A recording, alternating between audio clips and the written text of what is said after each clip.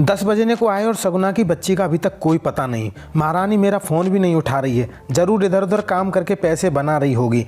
आज आए तो सही, फिर खबर लेती हूँ। अपनी काम वाली पर गुस्से से भनभनाती रजनी बार बार घड़ी की तरफ देखती जा रही थी। तभी कॉल बेल बजी तो उसने दौड़कर दरवाज़ा खोला। पसीने से लथपथ सगुना खड़ी थी।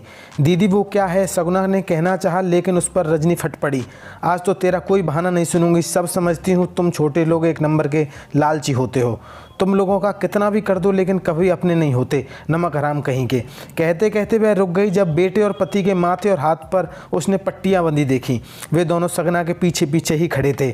उसके मुंह से चीख निकल पड़ी, अरे ये सब कैसे हुआ? आप तो स्कूल जा रहे थे। अरे सगुना, तू खड़ी खड़ी क्या देख रही है? जा फ्रीजर से बर्फ़ निकाल कर ला, और सुन, गीजर से गर्म पानी भी ले आना। कितना खून बह गया है, कहकर वह बेटे को गोद में बिठाकर हाथ पर लगे खून को पोंछते हुए पूछने लगी कि ये सब कैसे हुआ। रजनी के पति ने बताया कि हम घर से निकले ही थे कि स्कूटी का पिछला पहिया पंचर हो गया।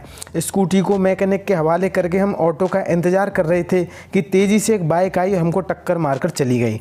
उसी समय सगुना यहाँ आ रही थी, हमें सड़क पर पड़े देखा तो वो दौड़कर आई और एक ऑटो में बिठाकर हमें हॉस्पिटल ले गई।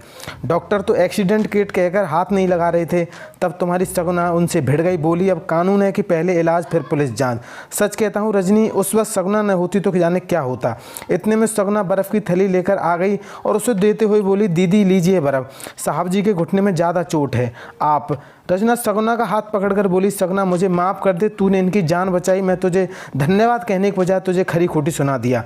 तेरा एहसान मैं कैसे? कहते कहते रजनी रो पड़ी। सगुना उसके आंसुओं को पोंछते हुए बोली, नहीं दीदी, एहसान कैसा? ऐसे ही एक दिन मेरा आदमी भी बेटे को स्कूल छोड़ने जा रहा था, ट्रक ने टक्कर मार दी, किसी ने मदद नहीं की। दीदी बहुत खून बह गया मेरे जाते जाते। दीदी सब खत्म, आपके मुन्ने में ही अपने बबलू को देख लेते हैं। अब बूढ़े सास ससुर के खातिर काम करने निकली तो रिश्तेदारों से लेकर मोहल्ले वालों ने क्या कुछ नहीं कहा। आपने तो बहुत प्यार दिया, फिर आपकी बातों को क्या कहना।